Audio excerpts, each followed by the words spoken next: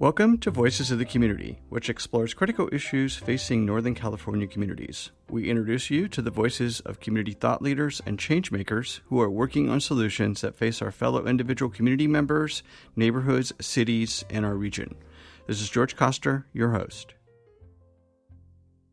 Welcome to the production of our September virtual live panel discussion show. Given the fourth wave of COVID-19's Delta variant and our ever-changing protocols, we wanted to check back in with 6 of the performing arts organizations from our series and have them share how each of their organizations are bringing back live performances, or not, for the 2021 fall performing arts season. I'm going to ask each of the panelists to introduce themselves and provide a brief background on their organizations. So let's start with Allie Washkin from City Arts and Lectures.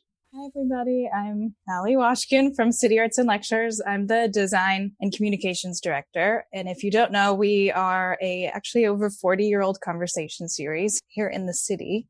We had our 40-year anniversary, now that I say it out loud, I think during the pandemic, which is sad. But typically we host live on-stage interviews with writers, artists, scientists, cultural figures for a very kind of casual on-stage conversational format. And in the process of doing that, hopefully the guests at the events have broadening perspective on the world, on the creative process, on values, and all different things. And so, as I'm sure you guessed, we pivoted to online events for the last year and are now going back to in-person, actually in just a few days. And Melanie? Hello, I'm Melanie Smith, president of San Francisco Performances. We too have been around for 40 years and we missed celebrating our 40th in April of 2019. And in those decades, however, we have continued our role as the premier presenter of intimate concerts and solo performances in San Francisco, introducing people like Philip Glass and Yo-Yo Ma and the ballerina Wendy Whalen and the Paul Taylor Dance Company to Bay Area audiences. We're also really about chamber music, and we're currently engaged in championing a new generation of artists committed to building a more contemporary and equitable repertoire. So that's the focus of a lot of work right now. Our mission is about live performance. It's about fostering that incredible connection between artist and audience that can only happen in a live setting. However, in March of 2019, we had to close our doors and we began to offer digital concerts from the past and then from the present, and kept that going all the way up until this past July, when we actually were able to come back to our home venue, the Herbst Theater, for our first ever summer concert series of 12 performances in 11 days, kind of a marathon. It was really wonderful to be back then, however. And so we continue into the fall. Thank you, Melanie. And John?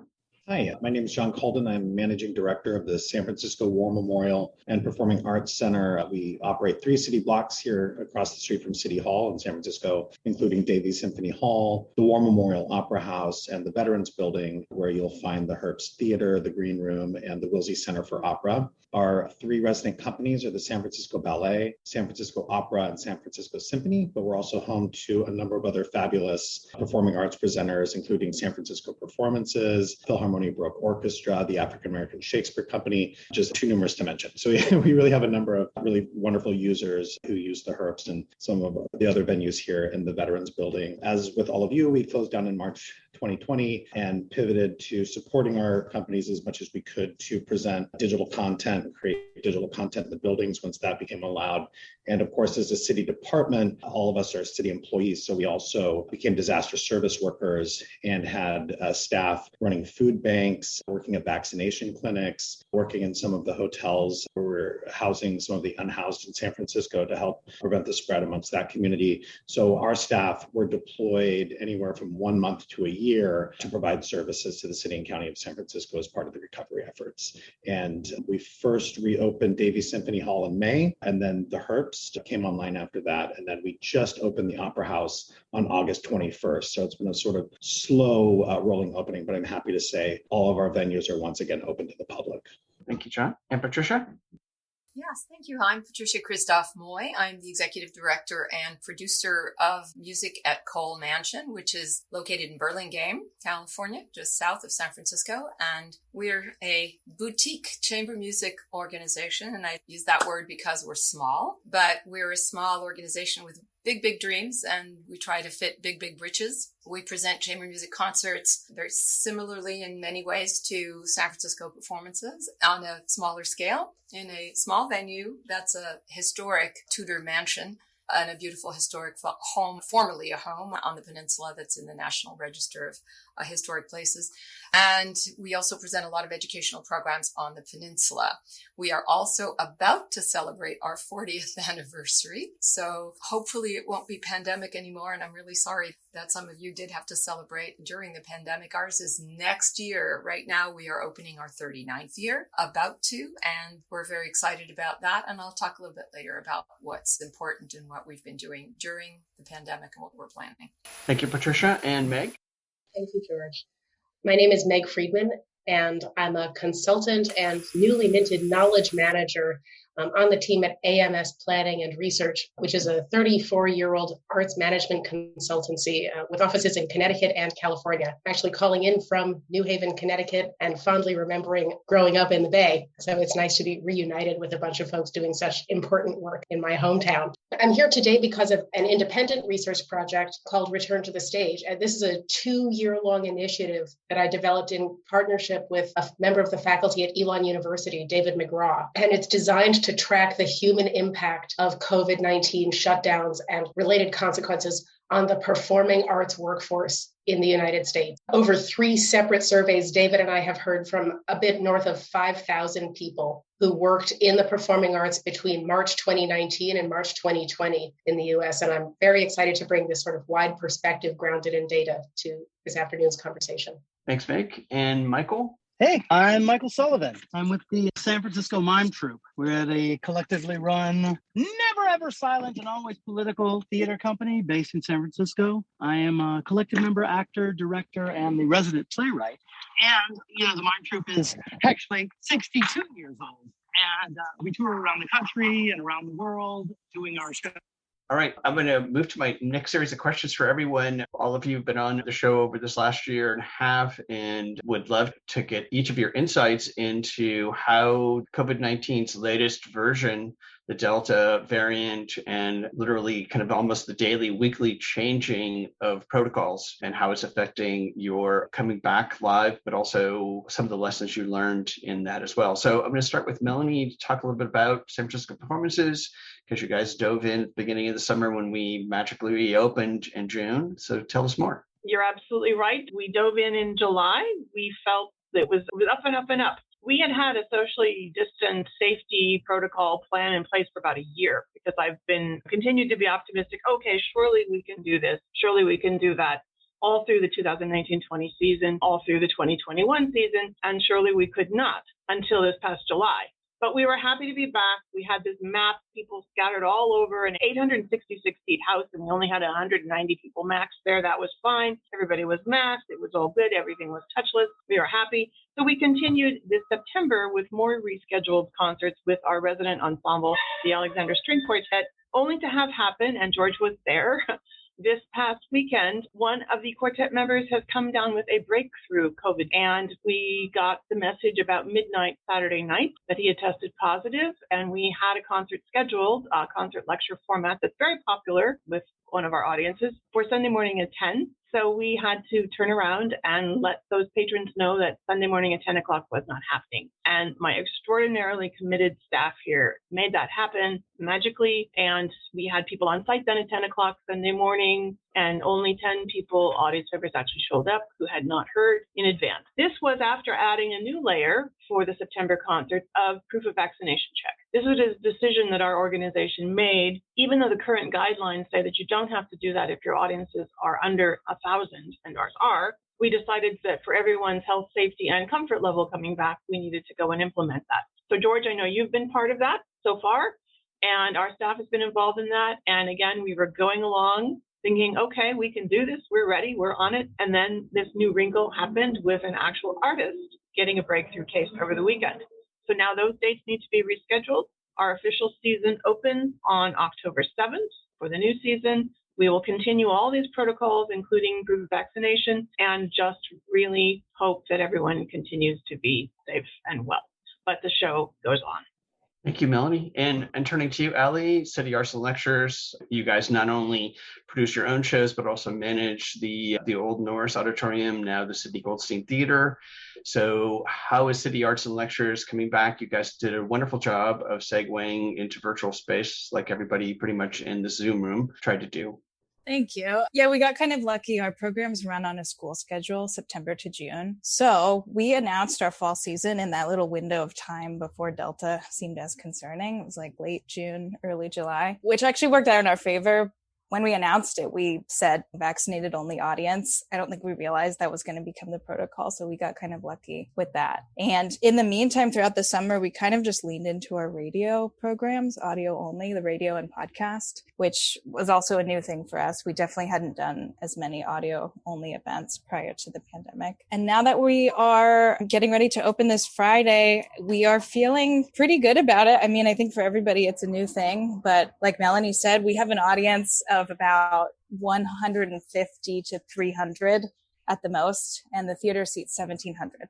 Though is sad in terms of what it used to be, I think it's actually to everybody's comfort and in favor of just everything that's going on right now. We definitely had some different higher hopes and more confidence a few weeks ago, but I think it's going to be great. I mean, we're looking forward to it, and we've done everything we can to help everybody feel comfortable in the theater. So we'll see. We've booked about maybe 10 to 12 events throughout the fall, and a couple of them haven't been selling so well. So we did shift them to radio only, but the bulk of them we're going to keep and we're going to go forth. We aren't really renting out the theater yet. We've had a couple inquiries with longtime presenters, but one of which decided not to do an event, one of which isn't till December. So we are planning to just kind of go with it and see how it goes, and probably have some more outside presenters in the new year. But until then, we're just going to do our own events there, keep them small, and keep everybody feeling as safe as they can.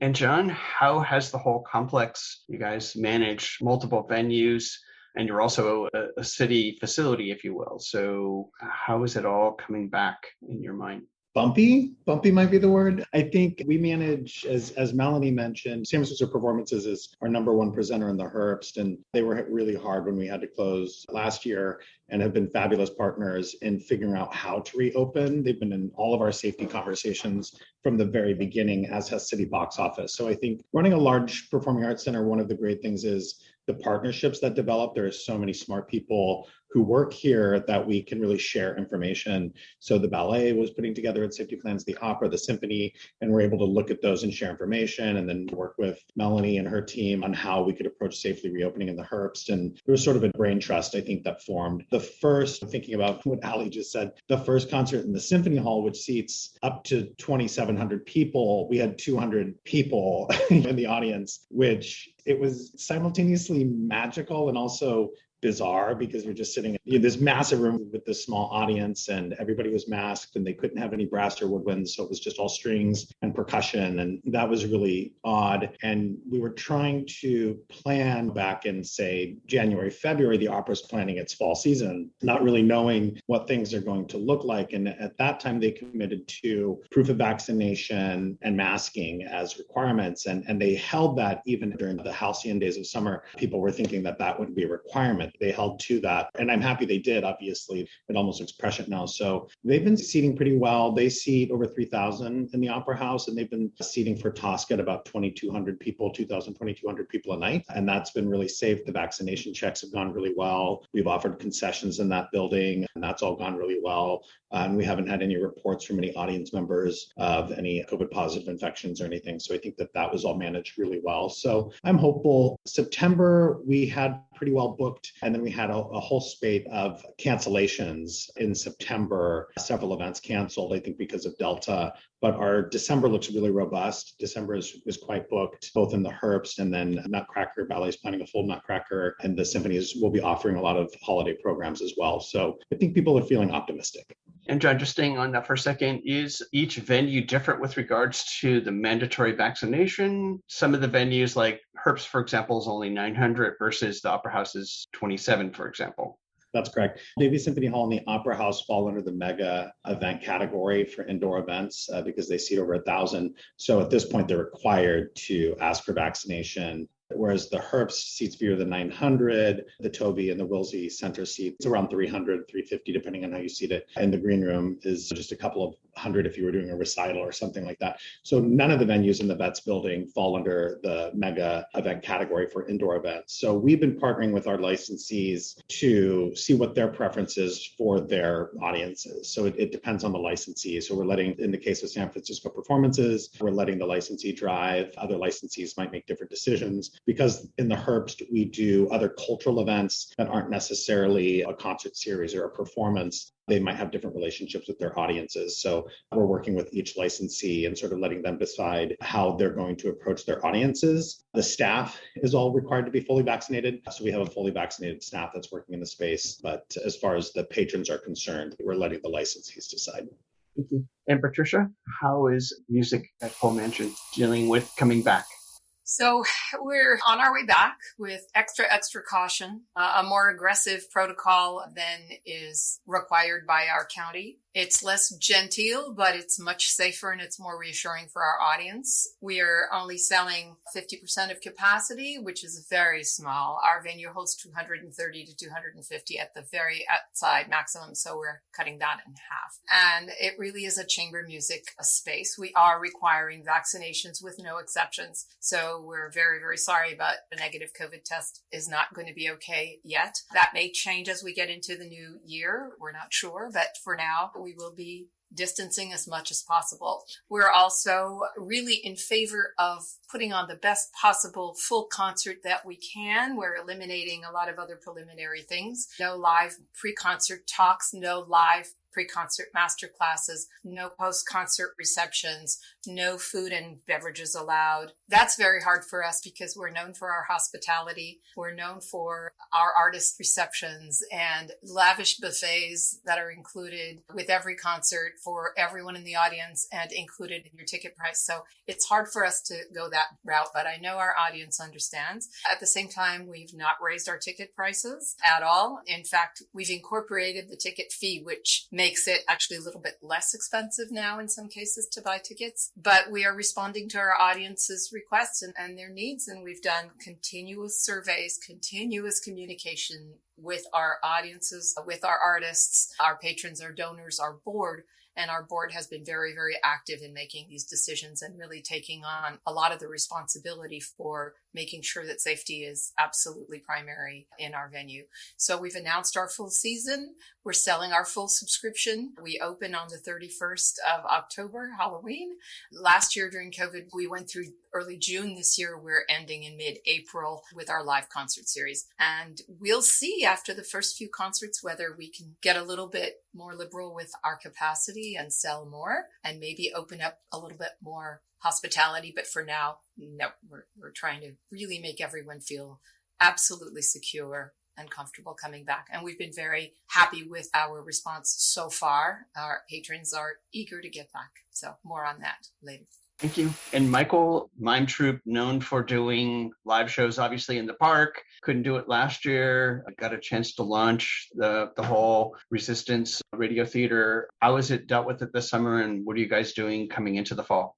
Well, as you mentioned, we did our radio series last year, Tales of the Resistance, and then we did Tales of the Resistance 2 this year. And we've really gotten into this system of doing radio plays. Even after we go back to live shows, we want to continue to do radio plays because they're so much fun. And it gives us a chance to reach an audience across the country and around the world. And touring has become quite difficult. So now we actually have a chance to reach them. And we have our Christmas show, Red Carol, which we did last year, which will happen again this year, also as a radio show and a podcast. We're looking forward to next summer and hoping that we can be back in the parks and doing live performances, doing outdoor shows, and we're doing them in county-owned parks. There are certain requirements in terms of how the county says whether or not people are going to be safe in those areas. You don't want to have a crowd, and we don't want our audience to be infected. We want them to be separate, but we can't say, oh, well, you have to have a vaccination to come into the park, or you have to have a negative test result to come into the park. They're public parks. So rather than put our audience at risk, because they might just tourists, people from Texas might show up and infect everybody. So we're going to be focusing on, hopefully by next year, there'll be enough of vaccination so that we can do some shows. We might have to shift to indoor for next season, just so that we can have the safest possible environment for the audience. In addition to which, we're just going to keep doing radio shows.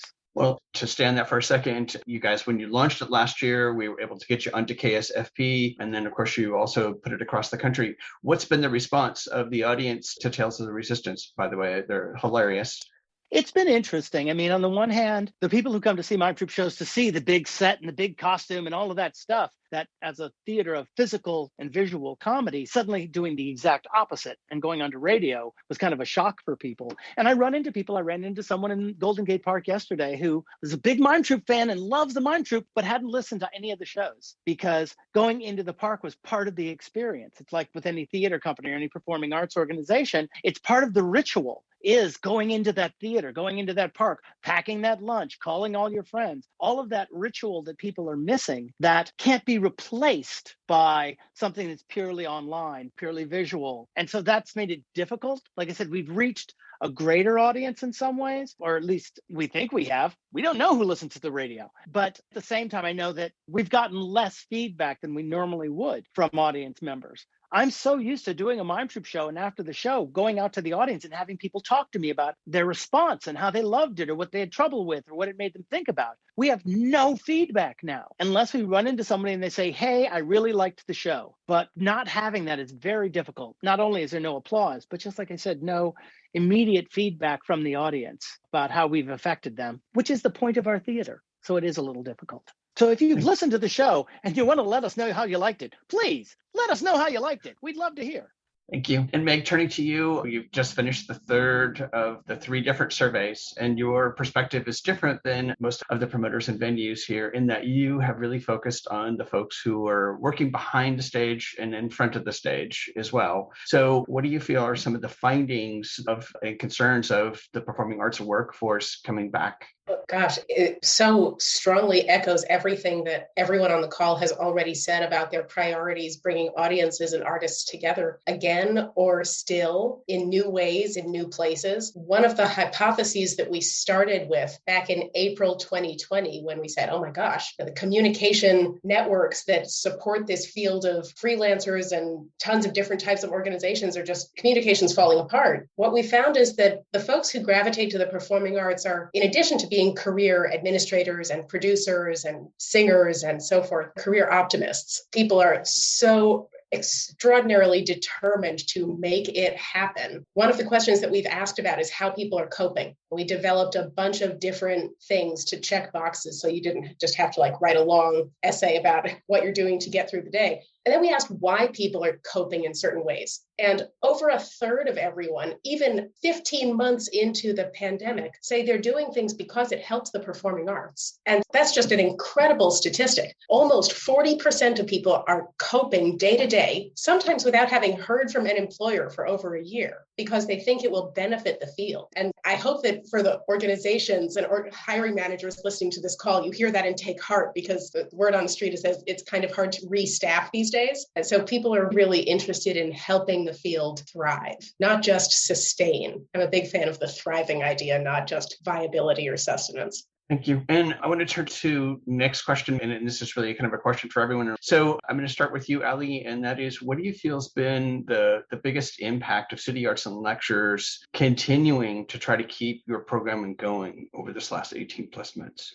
Yeah, I mean, kind of, as I mentioned before, I think really keeping our radio and podcast events going has made a big impact. I mean, at the beginning when we were doing video events, I think everybody was eager for some familiarity of what they had had before. So attendance was pretty high. But as ticket sales tapered off, it was just, I don't know, it didn't quite feel the same anymore. But I think, as Michael mentioned, what was cool about the online events and what is still cool about the podcast and radio events is we definitely are reaching new audiences. I mean, we were hearing from people who had listened on the radio in Georgia for years, and for the first time were watching the event on their computer screen. And we've always been pretty old school in our format. We never did anything like webcast or live stream before. So that was a really cool experience. But I guess for the positive, and here's the negative. I mean, as we were doing that, reaching those new audiences. Also, as Michael mentioned, I think we were isolating a lot of people who did really value the magic of that in-person collective thought and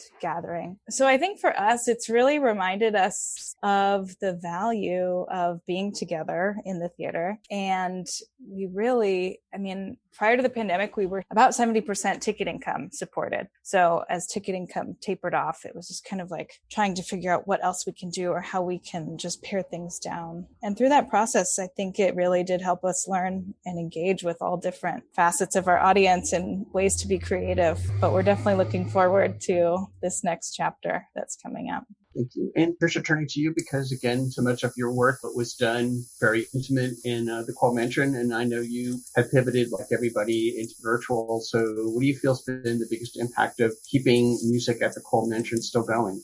So as you said, George, we did pivot. We did not hibernate. We didn't close for a year. We didn't decide to just roll over and play dead until things got better. We initiated a big communications program, and our motto became connect and communicate. We reached out to everybody, our board, our staff, reached out to our artists, our patrons, our community, our ticket buyers, our neighbors, and asked them how they were doing, what they needed and what they wanted. And then after sort of being deer in the headlights for quite a while, our last 10 events of our Violins of Hope program and almost half of our season, we were lucky because we usually have the summer off. And so we had the hiatus after the sort of shell shock of cancellations of the summer to try to figure out what we were going to do. And we did, in fact, we really did pivot. In our creative field, we're nothing if not creative, inventive, positive, and optimistic. And we found the way. So I think our biggest impact was meeting our commitment to artists and audiences, keeping our virtual doors open, creating a really strong season of online concerts with artists from all over the world. We had artists that were supposed to be coming to us from England, from Scotland, from Belgium, from France, Germany, and all but one of our season artists for the 2021 season was able to provide us with a very, very high quality virtual concert in their home cities, in their home venues. They were able to show us into their own hometowns and beautiful venues, and our audience welcomed us and our artists into their living rooms. So I think we were very lucky to have the ability to keep faithful to our mission, keep faithful and keep our promise and our covenant to our community and to our patrons. And of course, we'll talk about this a little bit. How did we do it financially? It's been quite a challenge to do it financially. And there were a lot of creative ways that all of us, I'm sure, on this panel were able to do that. And Melanie, turning to you, I know you and John worked pretty extensively in trying to create the model last year in keeping San Francisco performances live.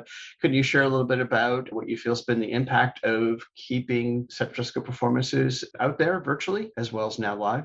Sure. I do want to say thank you here to John and the War Memorial staff. We could not have done this without them this whole time, being able to talk, to figure it out together, to plan, to dream, to hope that we could come back together live. And we've now done that. But in those darkest days early on, it was hard to know what was possible. An important part of our mission is really to connect artists and audiences in this intimate setting, but an equally important part is really to give the artists space and support to do their best work. And I kept hearing from artists again and again how frustrated they were. They craved that audience. They needed that live audience, and we couldn't give them that connection. But we were able to work with many artists, some of whom had been scheduled on our series, for whom we just have long-term relationships, ultimately to create a performance series online called Front Row, digital on our website for free to anyone.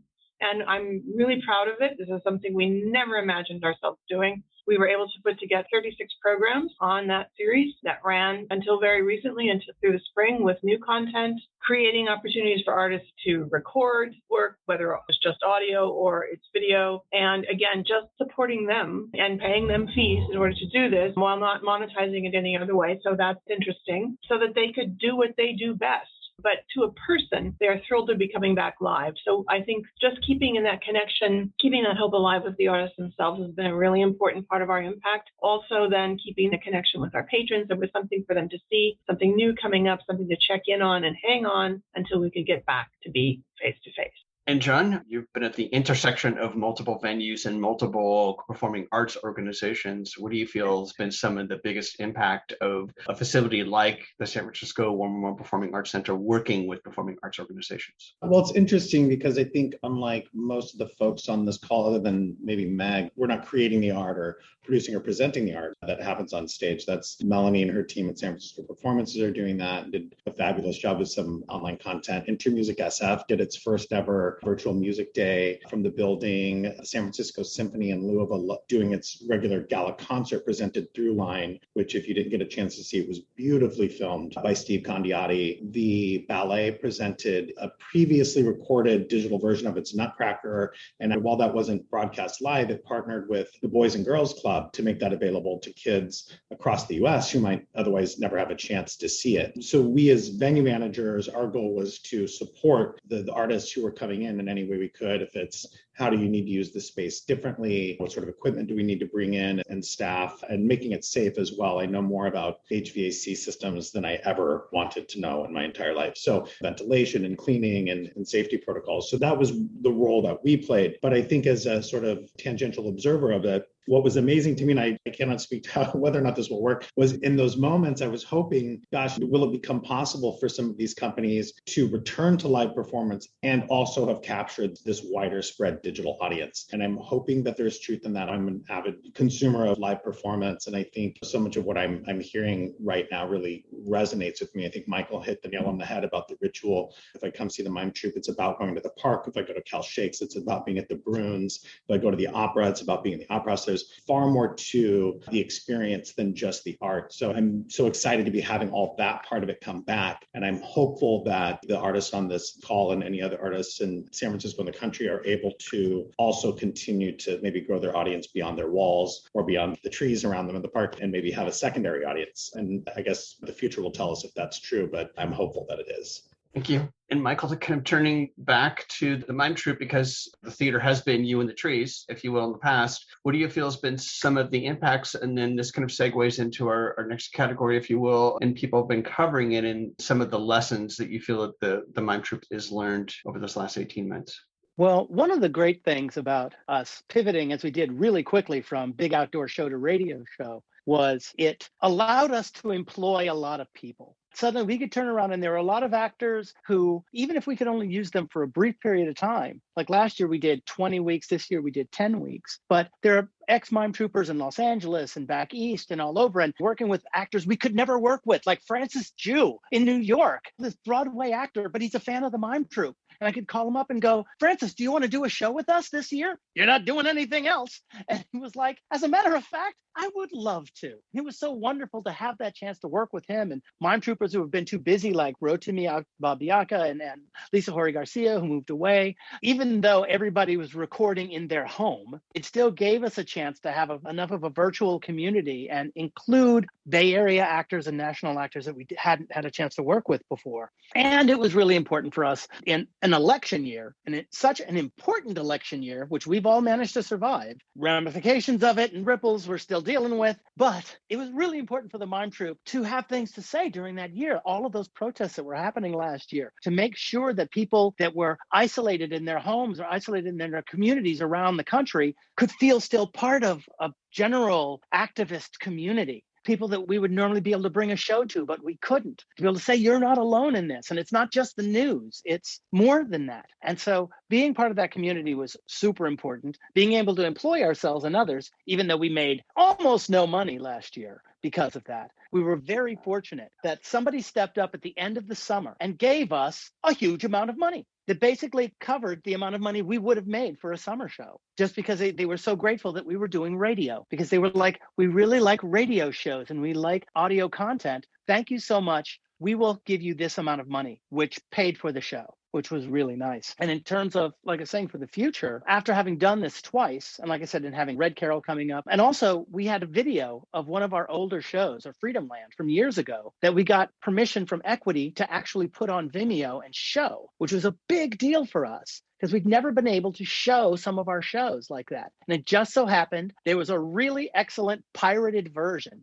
somebody had come to the park and shot without our permission. And then they went, hey, I got this. And I went to Equity and said, they got this. We did not give them permission. So it's not our fault they shot it. But can we pay ourselves enough to show this? And they said, yes. So that's another way that we can reach an audience nationally that had never occurred to us before. And so, like I said, hopefully when we get back to doing live shows, our radio shows are going to continue to be part of our new life. And it might not be in the summer. It might be in the spring. It'll definitely be at Christmas. We'll be continuing to work with Equity to find other shows that we have that are older shows that we might be able to raise money to be able to release online. So it's kind of opened up all of this stuff for us, teaching classes online now. There are all of these opportunities that we're trying to figure out how to work them into our new version of ourselves, to not kind of go back to the way things were, but to exploit all of these wonderful new opportunities. Maybe exploit's the wrong word. Utilize. Right. Utilize.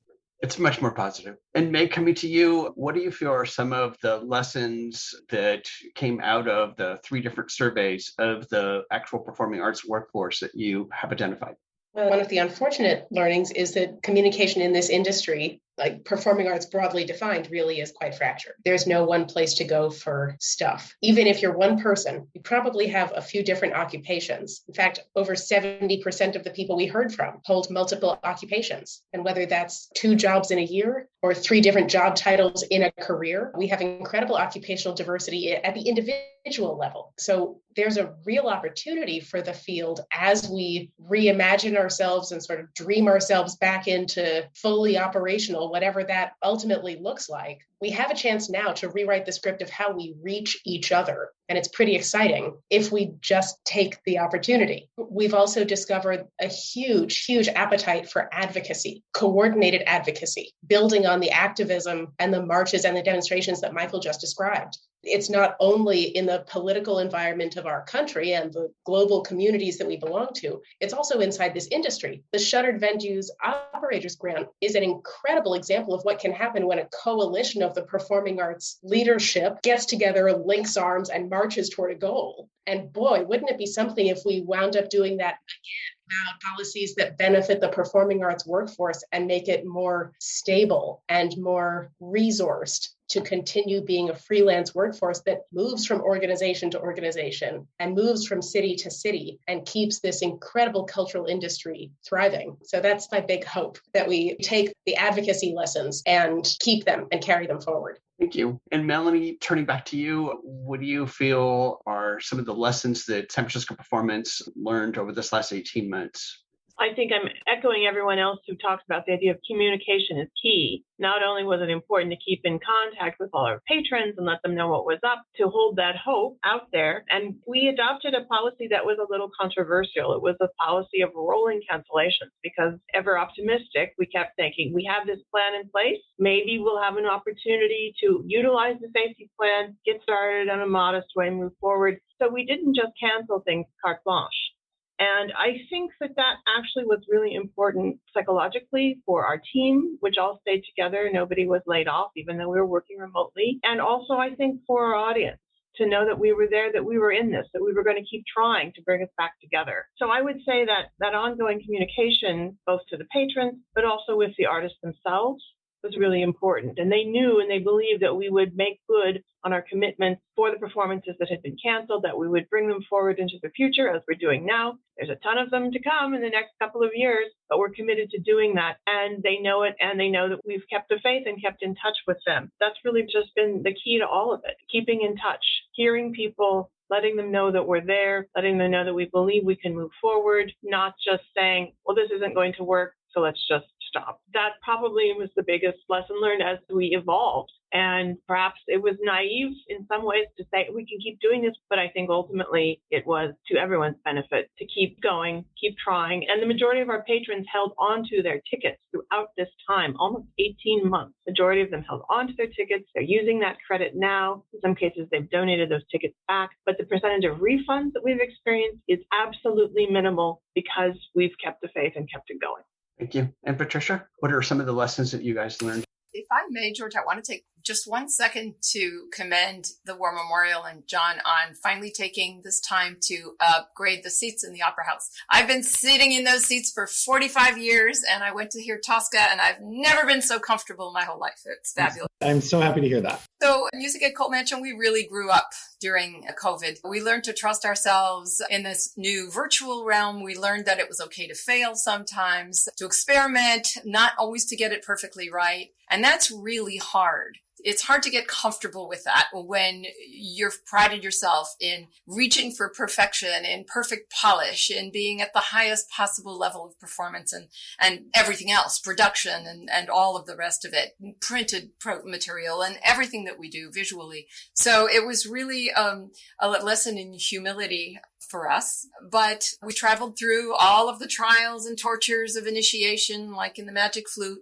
fire and water and silence and all the rest of that. But we came out of it on top. We passed the test. We're getting back on the horse. We hope that the horse isn't going to throw us. So we became content creators during this time. We learned how to operate in ways that we never could before, invented new ways to deliver our music and our musicians to our audiences. And the other thing that happened during COVID that became a major issue for all of us, I think, is Black Lives Matter happened in the middle of this. And it gave us all an opportunity to have those conversations and to listen to a lot of conversations and to participate in ways that if we had all been busy with our seasons and in the usual craziness of our daily schedules, we might not have had a chance to do.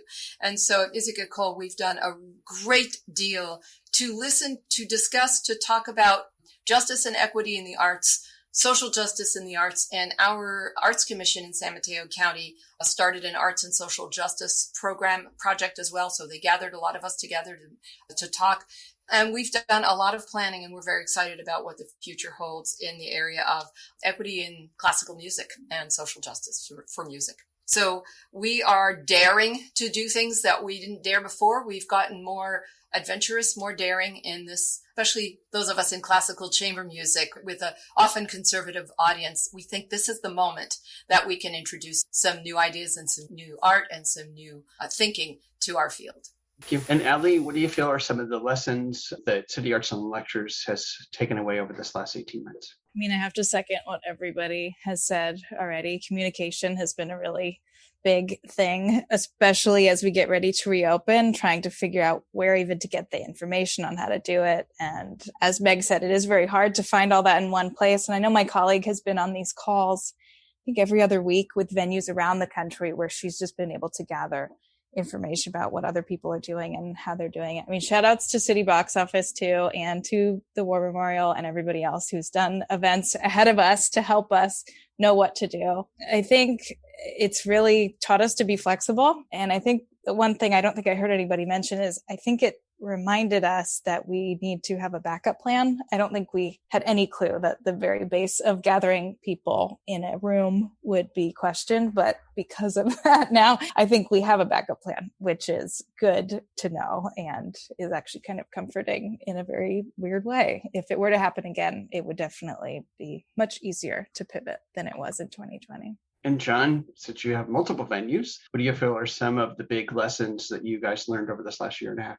Collaboration. Just collaboration is key. And I know that in performing arts, it's the most collaborative art form because you're taking so many different forms of art and putting them together. Opera being a great example of that. Every form of art is present within that. But even within that, it's very easy for folks to sort of just be doing their thing and moving forward. And I found even at the outset of this, the level of collaboration between the War Memorial, the Opera, Ballet, and Symphony, which we were obviously all interacting all the time, but sometimes to different ends, right? Because the three companies are working towards what they need and we're worried about the buildings. And so even at the beginning, having this really common problem that we were all trying to solve brought us together in a different way. And then there was multiple venue groups that were created. And I found myself working alongside other large venue operators like the Ballpark and the Chase Center, hotels that put on conferences, Broadway is now ATG, obviously ESSA Performances, Philharmonic Row, broke, just in conversation with so many different people and having this just so clearly defined common issue and the sharing of information, I think has been really fantastic. I've been getting phone calls and emails from other large venue operators around the country just saying, hey, how's San Francisco doing it? How are you managing your vaccination checks? How are you dealing with masking and food and beverage and all of those sorts of things? And I think what has become clear is, and I feel stupid saying this because it's so obvious, which is we always have a common problem, but somehow it took this global pandemic to make it clear that, hey, we're all trying to do the same thing. Why aren't we sharing information more readily? And so I'm really hoping that the sort of networks and relationships that have built between the War Memorial and other venues, both here in the city and across the country, that we continue to just really freely share information and really freely ask for advice and input, which is, I think, something that prior to the pandemic happened a little less often than it could have. And Michael, what do you feel have been some of the big lessons that the Mime Troupe has learned over this last year and a half? Mainly has to do with flexibility, knowing that as long as we were really clear on what our mission was, which was our job is to interpret the political and social dynamic that's going on and do our particular working class analysis and present it to the audience. And if we can't do it here, we'll do it here. And if we can't do it in live, we'll do it online. And if we can't do it online, we'll try to figure out how to get a video out there. But it helped us rewrite our mission statement and also to find people to work with. For a long time, the Mime Troupe has been before I was with the troupe, I was like, that's a cult. It's not. But we go through different periods where we work with other theater companies and other organizations, but we've always been very kind of standoffish in a way, kind of like we're doing our thing. And if you're there, great. But this has really helped us be able to reach out and start looking at co-productions. We have a co-production coming up, which we hadn't done a co-production with a theater company in San Francisco for like 30 years. And so we have one starting in a few weeks because it's an opportunity for us, as other people have said, to remind us that we are not competitors. That's one of the things. I've been doing this meeting of artistic directors, even though I'm not an artistic director, I'm a member of a collective, getting together and seeing the community as a community that should always be there for each other to share sets and lights and costumes and email lists and all of this stuff. And it's helped remind the Mime Troupe members that part of our mission has to also be bringing people together, not just politically and economically, but socially and in the community of artists, that we are a resource for everyone else also. And that's been a big part of what we've kind of gotten out of this horrible, dramatic circumstance. Thank you. And we have questions from our audience. Our first question is, to what extent have you been able to access or obtain financial support from government relief funds for arts organizations? Who would like to dive into that one? Patricia? I'm happy to start. The government really saved a lot of us this last year. And I have to say, we were very fortunate to be able to receive support from the PPP, Paycheck Protection Program, the Small Business Administration loans, or actually grants as well, and the shuttered venue operating grants. Without that, I think our organization would be in big trouble, and I'm sure my colleagues will corroborate this. It has never been easy for a chamber music organization to obtain government funding for classical chamber music, and we were extraordinarily gratified to be able to receive this support to keep us alive and to keep us going and to allow us to start a new season fresh in a good position. Not that we didn't lose money. We lost 80+% of our ticket revenues. We lost quite a bit in our donations, but thank goodness for the government. Thank you. And Melanie? Yes, we too were the beneficiaries of 2 payroll protection loans, which, as it turns out, one has already been forgiven, and we're in the process of getting the second forgiven. This is a significant amount of money that really did protect us for many months. In addition to that, we had some extraordinary additional funding from the National Endowment for the Arts and from the California Arts Council, which all of it combined helped tremendously. So I think that the government support for our organization, given our budget size, was fairly significant, and we are very grateful. And Michael? Yes, the same thing. The money from the federal government gave us a bridge to be able to get to our first radio plays, because that's the summer. And that was just when everything was shutting down. And we were like, we don't know what we're going to do. We have no income. How are we going to make it to the middle of summer when money hopefully will start coming in? And so that was essential. If we hadn't gotten that money, those 2 grants, we would have not been able to do the shows. So it was definitely a make or break investment of our tax dollars in ourselves. Nicely stated. And Allie, how about you guys? Yeah, I know the PPP loan that we got last year definitely helped us get through the year majorly. We got one or two others. And I think the biggest challenge with all of that has been the fact that we don't have a development department, as imagine a lot of you guys don't either. We're so small that it was our directors doing the application and navigating all of that complicated paperwork nightmare, which new skills acquired, I think, through all of that. But that was definitely, couldn't have done it without those. George, may I add one thing here just to say that while we were saved by the government, so many of us, it was a 1 year, one-time opportunity that allows us to continue. And as I think Michael said, it was a bridge. So we're really counting on our community to come through for us now as we try to bring everybody back and keep the field alive. So please donate, volunteer, make a gift, tell your friends, come to the shows, please support, because we were lucky to have that bridge. It's not going to happen every year. Thank you. Meg, from your research, what about government funding to help the workforce itself? Obviously, there was unemployment, but so many of our theater performing arts workers are independent contractors. Gosh, I'm not a skilled enough navigator of public policy to make an assertion in public. I have strong personal opinions about the policy interventions that might be appropriate, beneficial, and perhaps decades overdue. But I would offer that to ping off a clear theme in this conversation, if in the 90s, the stuff arts administrators and board members heard is you measure what matters, then the stuff I hope we hear in the next decade is communication is care. So communicating to not just your patrons or your vendors or your partners, but the workforce. Write people back, reach out to people. I know everyone on the call is already doing this. When I hear anecdotally about performing arts workers who are trying to go back to work and they've applied for 9 jobs and they haven't heard back from 7 of them, that worries me a lot because it conveys to these folks who are not hearing back that they're not cared for. So if I had to make the bumper sticker about what the next several years are going to be, it's that communication is care and in fact currency. And if we follow that, then we'll be able to effect change that lands in the government realm, lands in the private sector realm that benefits performing arts workers in a big way. Michael asked if anyone has any predictions of when we think we'll get back to normal. Who can look in their crystal ball?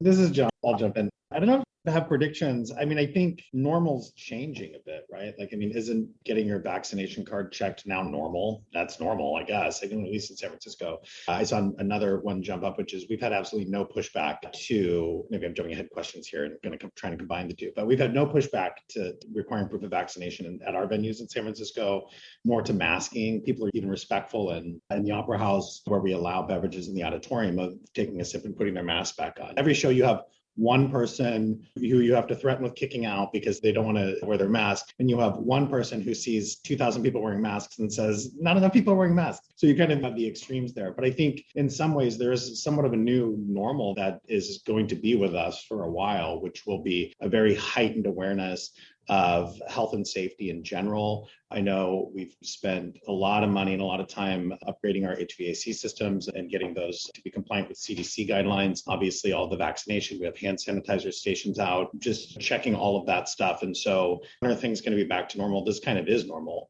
When our audience is going to be back to pre-COVID audience levels, which is, I think, maybe what normal means. We'll see what happens with the Delta based on what we're seeing for our bookings. And again, this isn't predictive, but December looks really good. December for us right now looks like a normal level of pre-COVID booking.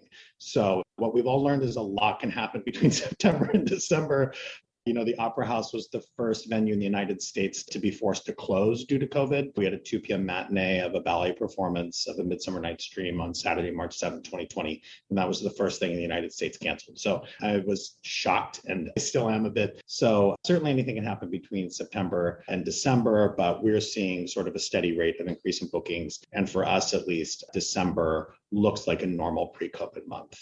Well, and following up with Amy's question, have the panelists gotten any pushback on masking or vaccine mandates in theaters? So I guess would be Melanie, because Patricia and Allie still haven't come back into live production and Michael was doing it virtual. So Melanie, from your perspective?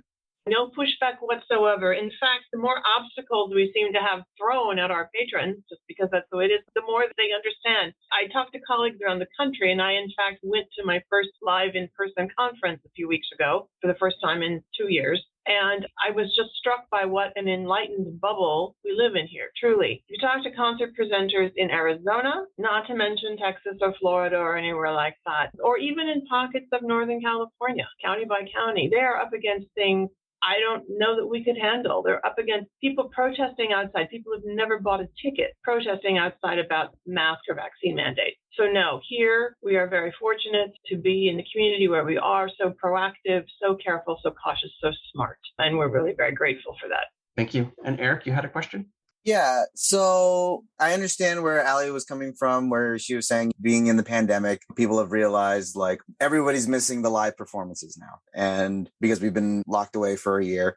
And looking also at what Patricia said is that during the whole pandemic, we all became content creators, or anybody in the arts became a content creator. And Michael's story kind of highlights that in the sense of, well, someone just without their permission was recording video and things like that. Even without their permission, they saw the value in that. So my question is, and I would like to get John's opinion on it, is has this pandemic made you guys kind of look into future-proofing some of your venues or future-proofing some of your performances where maybe, hey, you guys, like we can't have a whole team of people, but maybe just enough to record or to live stream our performances to a streaming platform, YouTube, Twitch, Facebook, whatever it is. Has this whole pandemic kind of now shifted your guys' focus of how do we future-proof our art form so that in that way, if something like this happens again, we're not left in the dark, or even then we'll record every performance and then that way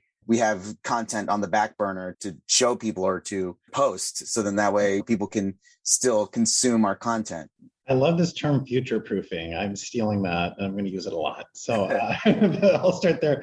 I guess, as a venue manager, again, I'll answer it a little different. Because we don't present the art, it's not really ours to document, nor to retain, nor to allow someone to use in the future. So I think in terms of which works of art can be documented for future sharing, that's really something that the presenting companies would have to decide on. And I imagine in relation to the actual artists need to consent to whether or not their work is created. Some artists really are not about that. I mean, the Midsummer Night's Dream that the ballet put on was Balanchine choreography. And if you know anything about the Balanchine Society, they don't even allow you to record it for archival purposes. You are not allowed to record it. And the ballet in 6 days, right at the outset of pandemic, and they did this before, and this is actually related to your question, by the way, sorry, it's not just an anecdote. They were actually able to, so we closed down on March 7th, the Opera House did, and that was the ballet production.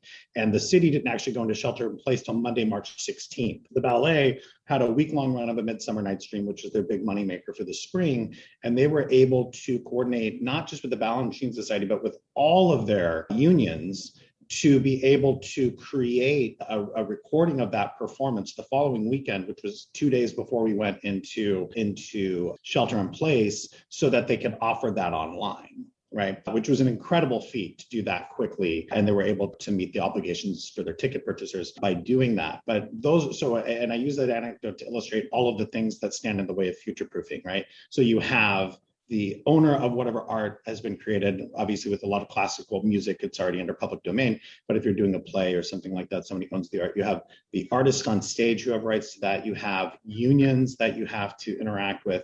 So it's not as simple as future proofing. Even right now, so as venue managers, one thing we are planning to do is to upgrade our video and sound recording capabilities so that we can offer that to the artists who are using our venue, so that should they want to do that and choose to do that, that we can actually do that for them better, which is going to require a significant investment in equipment.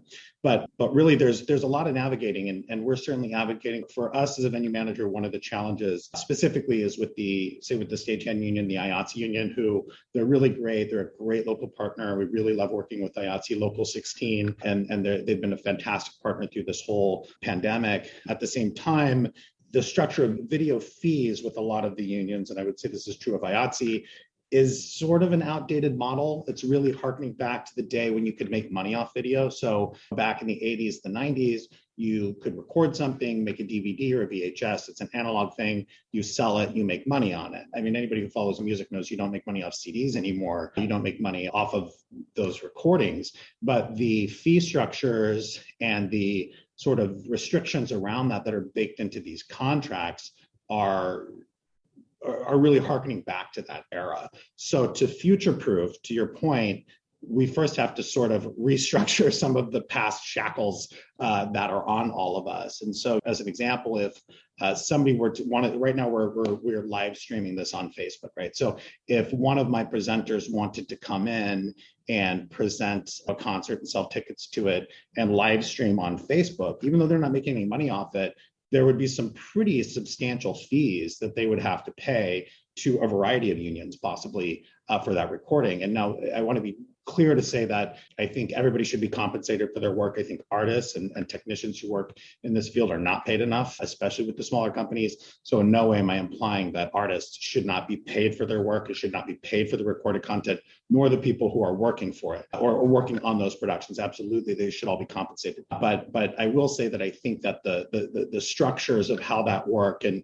where the unions are still sort of thinking money is made is not really where money is made anymore. And so there are a lot of restrictions and fees that crop up when you're trying to do, Eric, exactly what you asked about, which is how do you future-proof by documenting your content now so that you can present in the future possibly, or not even future-proof, how do we today-proof? Because today people might want to, one of the conversations we're having is people are concerned about COVID, right? And we're asking people who are experiencing symptoms to not come.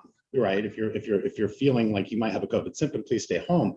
So one of the conversations we're having with licensees is, okay, can they sell a ticket that allows them to come see the performance, but then if they're feeling a symptom or if they just don't feel safe that night sitting with 500 other people or whatever it is, can we stream that in a way so that they can enjoy the performance without coming to the venue? Okay, well, if we do that, what is that? I mean, how does the union view that? Are we now like creating a recorded content and I have to pay all the stagehands twice and I have to, you know what I mean? So even for, not even just for future proofing, for today proofing, what we're seeing is that the way audiences, I think, are going to attend these performances, there might be digital attendance that comes with your physical attendance ticket. They might be tied together, but the relationships between how venues work, how the unions work, and how the artists and producers are paid, and again, for anybody listening to this, they should absolutely be paid for their work. I'm a big advocate for that, but it's outdated already. And that's for today, and even more so for the future.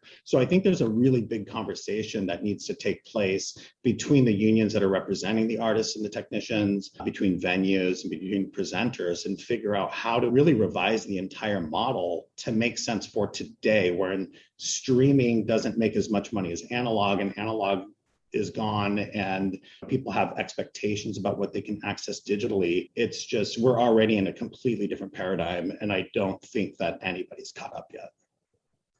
I hope that answered your question. I'm not sure if it did. It definitely does. Not only that, but I mean, again, especially with how the way that content is consumed now, you can definitely see that shift. And I'm kind of curious to, get Michael's opinion on it, in the sense of, like, I remember putting together the podcast with San Francisco Mime Troupe, and to quote Michael, you can't buy bread with a like. So I'm kind of curious to kind of get his perspective as to because again, I understand that where you're coming from, but also I feel like a lot of people are saying, like, I don't want my art form to die. And so by having a recording or by being able to live stream it so that way it lives forever in the digital space, is a way to preserve it, then, by all means, let's go for it. Right. So, but Michael, I'm kind of curious to get your 2 cents on it, in the sense of, because you're doing performances out in the park. And while, I mean, again, you can't really stop people from just pulling their phone out and recording the whole thing.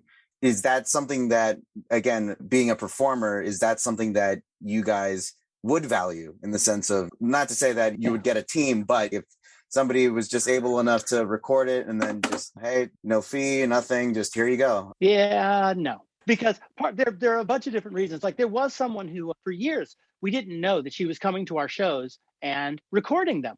She was at the back and she was recording the shows, and she said, we were like, what are you doing? And she said, well, I'm recording these because I have a party later, and then all these friends come over and we all watch the video. And without going into the union things, and I was like, so those people aren't coming to the show and giving us money. They're not making a donation. They're not buying a ticket. So the more that happens, the more likely we are to die soon. So for the theater companies, it's just a life or death thing. If you have no income because somebody is filming your stuff and showing it for free, you will die. And then those people who are filming it helped without, and they think that they're being helpful, but they're actually stabbing you in the back. Little do they know. The other thing, like John was saying about the unions, sometimes people think, oh, well, the unions are stopping you from doing this or that. The unions are there to protect their membership. And so the idea of filming a show using equity actors, and we are union performers at the Mime Troupe. If we want to video a show, we have to just pay everybody. If we pay everybody in the show an extra 2 weeks, we can then video the show. We can put it online. Every week that we put it online for somebody to watch, we just have to pay everybody for that week. The bar to all of this isn't the union. The bar, like with pretty much all arts, is money. If the Mime Troupe just had money, if I could hurry up and win the lottery, then we would just video every one of our shows every year. Everybody would get paid. We would release it on Vimeo for the world to see. It's really a matter of making sure that we have enough money so that we are not taking advantage of our actors. Those rules are in place, not for necessarily theaters like the Mime Troupe, which are collectively run, but those rules are there to protect the artists from the producers who are like, we're just going to video this show. And they'll say to the artist, wouldn't you be happy to have your work out there? That's very common. Whether you're a sculptor or a painter or a musician, shouldn't you just be living on the fact that people appreciate your art? And if I could take that and give that appreciation to my landlord, or go to the store and empty my pockets of appreciation and get meatloaf or something, that would be worth it. But unfortunately, they stopped taking appreciation at the Haight Street Market. So we have to pay them with money, which means we need that. And so the unions are there to protect us. The unions are living in the past, as John said. There is no union. Like all these theater companies that wanted to put their stuff online, it turned out there was no union to cover that. Equity doesn't have really authority over the internet, and AGVA and AFTRA, SAG, nobody really does. We need a separate union for the internet that all performers can be a part of, whether they're equity or musicians, venues, whatever. We need a separate organization to protect us and to make sure our work doesn't, as much as possible, doesn't get taken advantage of. But I think that's what's there's a huge fight between AFTRA, SAG, and equity over the internet this last year, and it didn't really get resolved. The Mime Troupe, when we do our radio shows, we're doing it as an AFTRA thing because we're not doing video. It's just radio. If we want to do video, it'd have to be equity. The internet needs its own union. And I think that would solve a huge number of problems. The unions are struggling just to stay unions at this point. And it might take some time for us to be able to work that out. But I think that's what this moment for performing arts showed, is that we need more protection, not less, in order to get our art out there. Thank you. That was good. Good conversation. It sounds like something we should definitely follow up with, and getting all of the theaters together with the unions to perhaps hash out future proofing here. I'm going to turn to our final question for everybody and start with Meg. And that is, what would you see are some of the positive things that could come out of our 18-month ongoing pandemic nightmare to help support our performing arts workers and performing arts organizations? I'm just going to go back to my saw that we're a bunch of career optimists, and that we've used our excess capacity in time, intelligence, creativity, an interest in writing letters and making phone calls and tweeting tweets to form an incredible coalition if we just keep it going. And this reaches into small politically active and vocal organizations like the San Francisco Mime Troupe, and big venue operators like the War Memorial and associated venues, and producing and presenting organizations of all stripes. If we lock arms and keep marching, then we can get it done. And I would like to think that we're not so siloed in our disciplines and our cities and our particular challenges related to union relationships or other partner relationships that we can't remain united. Thank you. And Allie, turning to you.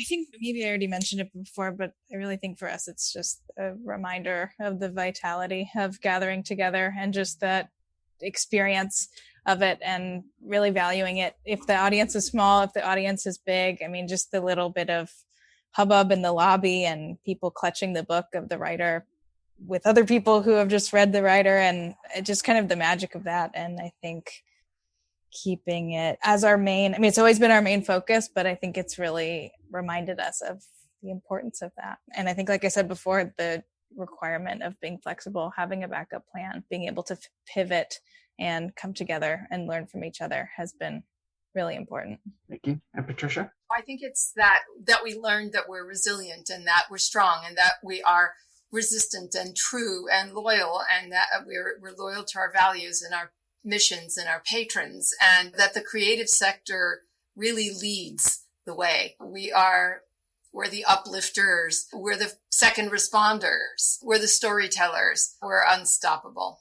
And Melanie? Just to echo first what Allie said, just reinforcing how important it is to gather, how important it is as human beings to come together. I think that's baked into our systems and who we are, and the arts really make it possible to do that in such a meaningful and sometimes life-transcending way. And this was just a big reminder of how important that is to people. But also, I think for our organization, I'm echoing something Patricia mentioned earlier. This shutting down of being able to do those live performances did give us time to pause and reflect on our relevance in this time. And I'm speaking particularly about classical music, because we have a lot of things we need to come to terms with in our field. So we had this moment to really stop and think about what makes us relevant today, or how we might be more relevant today, how we might better reflect the diversity of our culture, of our community, in the art that we're putting on stage, in the voices that we're hearing. And I know it's been pretty transformative for San Francisco Performances to take a moment and look at this and to really begin to demonstrate, not just talk about, some of the ways that we need to broaden the field and to change the field moving forward. Thank you. And Michael? Well, I think mainly the thing is that for all of us, remembering that the performing arts is kind of like the town square that everyone comes to better understand their humanity, whether it's through music or dance or performance, to interpret the world as it is and as they want it to be and how they want to see themselves. And I think that's why so many people missed the live performances. So many people didn't want to just go online and see things because they wanted that town square experience, to look at people seated all around you and know you're all having the same experience. You are of a like mind, not identical, but a like mind. These people all chose to be here at this moment to see this thing is so much more powerful sometimes than whatever's happening on stage. It's the community that is created. And I think that's something that I think we all learned again, however much we were trying to say, we're going to put this online and we're going to do this, we're going to do that, is that missing part was the community. And trying to find a way to recreate that is going to be the ongoing challenge as we continue through this and future pandemics, to give the audience that thing that they want the most, which is to be part of something bigger than themselves. Great description. And John, finishing with you, what do you feel are some of the big things that you would like to come out of the pandemic? Well, my life is a story of lessons I have to learn over and over again. And I think when in 2018, when in San Francisco we passed Prop E, which sort of reestablished in part the relationship between hotel taxes and city arts funding, that passed with 75% of the vote, which is massive. And I'm listening to Meg here talking about linking arms, which I really love that image and that thought. And I think the thing, because the arts community is not just welcoming, but encouraging of disagreement and people from different perspectives, and really aren't looking for anybody to just, we're not homogenous and we're not looking for just sort of standardized viewpoints. It's pretty easy to get caught up in our disagreements or different perspectives. But the fact of the matter is, the arts community is a powerful political bloc, a very powerful political bloc when we all come together. Passage of Prop E in San Francisco proved that on a local level. Shuttered Venue Operators Grant proved that on, and the inclusion of arts organizations in the payroll protection programs proved that on a national level. When arts communities, when we, as Meg keeps saying, and I love it, when we lock arms and we march forward, we are a powerful political bloc. And I think we somehow forget that really easily. You know what I mean? Like 3 weeks after nobody needs to show a vaccination card, we might have already forgotten again. So I'm hoping that we remember our power that comes from the organizations, that comes from the artists and the technicians who are working on the performances, and from the audiences who, if they figured nothing else out during the pandemic, as everybody has noted, that we have all figured out how much we would miss this if it went away. So I'm really hoping that as time moves forward, we as an arts community remember our power. Thank you. All really wonderful insights today. So we want to thank you, Allie, Melanie, John, Patricia, Michael, and Meg for sharing your wonderful insights from all your work within our arts and cultural sector. We'll make sure that listeners have all your contact information, website, and social media, along with links to all your wonderful community programs and upcoming fall shows, so that way they can get out and support you both in person or online. So please stay safe and healthy as we all work our way through this very strange new pseudo-normalcy. That's it for this 1-hour special episode on how performing arts organizations are bringing back live performances for the fall 2021 season. You've been listening to the voices of Allie Washkin from City Arts and Lectures, Melanie Smith of San Francisco Performances, John Caldon from the San Francisco War Memorial and Performing Arts Center, Patricia Kristof Moy of Music at Kohl Mansion, Michael Sullivan from the San Francisco Mime Troupe, and Meg Friedman with the Return to the Stage survey. For more information about each of the nonprofit organizations featured on today's 1-hour special virtual live panel discussion, please go to georgecoster.com and click on our COVID-19 special series page to listen to the in-depth interviews of our panelists, starting with City Arts and Lectures in Episode 13, San Francisco Performances in Episode 18, the San Francisco War Memorial and Performing Arts Center in Episode 17, Music at Kohl Mansion in Episode 40, the San Francisco Mime Troupe in Episode 4, and the Return to the Stage National Survey of our Performing Arts Workforce in Episode 56. Please tune in to KSFP 102.5 FM for next month's show on October 30th from 6 p.m. to 7 p.m. and October 31st from 9 a.m. to 10 a.m., where we'll feature voices from All Good Pizza and Nana Joe's Granola, along with grassroots marketing experts in our co-production with the American Marketing Association's San Francisco chapter workshop titled Marketing 101 for Micro Enterprises and Small Businesses, a conversation with local business owners and grassroots marketing specialists. Also, please don't forget to sign up for our newsletter at georgecoster.com so we can keep you in the loop and you can participate in the next virtual live panel show. We hope that you enjoyed the insights, points of view, and personal stories from the voices of changemakers and their nonprofits and small businesses featured in this series. To find out more and get engaged with the nonprofits, small businesses, and staff members featured in the series, please go to my website, georgecoster.com, and click on Voices of the Community to find links to the extended versions of these interviews and to listen to the entire series. After listening to these stories, we hope that you will consider making a donation and volunteering to provide a hand up to your fellow community members. I want to thank my associate producer, Eric Estrada, and Casey Nance at Citron Studios, along with the wonderful crew at the San Francisco Public Press and KSFP. Voices of the Community is a member of Intersection for the Arts, which allows us to offer you a tax deduction for your contributions. Please go to georgecoster.com and click on the donate link to make a donation to help us provide future shows just like this one. While you're on our website, you can enjoy our archived past shows, which feature community voices working on solutions to critical issues facing Northern California communities. And you can sign up for our newsletter to find out more about future shows, as well as shows and events from the organizations that are included in our episodes.